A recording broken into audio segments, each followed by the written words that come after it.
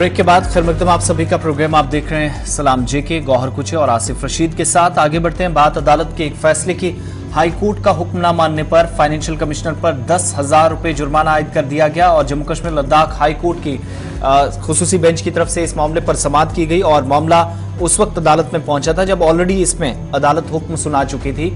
जाती तौर पर अब फाइनेंशियल कमिश्नर को पेश होने के लिए भी कहा गया है कि वो आकर बताएं कि आखिर उन्होंने अदालत का हुक्म क्यों नहीं माना। 14 अक्टूबर 2022 को फाइनेंशियल कमिश्नर को हाई कोर्ट में अमले की कमी पर जवाब देना था। 3 हफ्तों का वक्त दिया गया लेकिन इस पर अमल दरामद नहीं हुआ। जुमे को जस्टिस टिची रॉबस्टन और राजेश सिकरी की डिवीजन बेंच ने इस मामले की समाअत की और हाई कोर्ट की बेंच की सेक्रेटरी जोगिंदर सिंह ने स्टाफ की कमी और तनख्वाहों में बेजाबतियों को दूर करने के हवाले से हाई कोर्ट में दरख्वास्त दायर की थी। 14 अक्टूबर को इन वकला के दलाइल सुनने के बाद 3 हफ्तों का वक्त मांगा गया। इसमें जरूरी काम 3 हफ्तों के अंदर मुकम्मल करने का हुक्म दिया गया था। ताहम आज तक कोई अमल दरामद नहीं हुआ। यह भी कहा गया कि अगर ऐसा नहीं किया गया तो 10,000 रुपए जुर्माना भी आयद किया जाएगा। इसके बावजूद हुक्म पर अमल दरामद नहीं हुआ, जिस पर हाई कोर्ट की बेंच ने 10,000 रुपए जुर्माना आयद करते हुए इसे एम्प्लॉयज वेलफेयर फंड में जमा कराने का हुक्म दिया। वहीं इसके साथ साथ दूसरा केस भी पहुंचा था।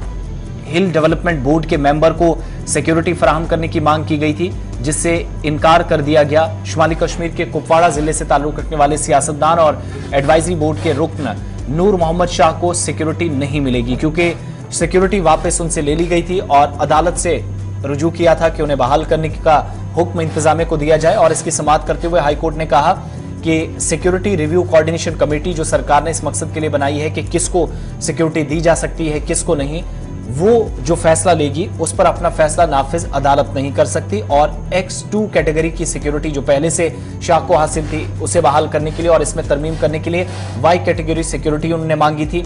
हाई कोर्ट में दरख्वास्त दी। उन्होंने कहा कि इंसदाद दहशतगर्दी ऑपरेशन या जो एंटी मिलिटेंट ऑपरेशन चलते हैं फौज के साथ मिलकर उन्होंने काम किया। उनकी मुदाखलत से कई मिलिटेंटों को मारा गया, कई लोगों ने हथियार डाले। सिक्योरिटी को बेहतर बनाने के लिए उन्होंने काम किया। यह हवाला उन्होंने अपने वकील के जरिए दिया, दलाइल दिए, लेकिन इसकी वजह से वो दहशतगर्दों के निशाने पर रहे, ये भी अपनी बात रखी।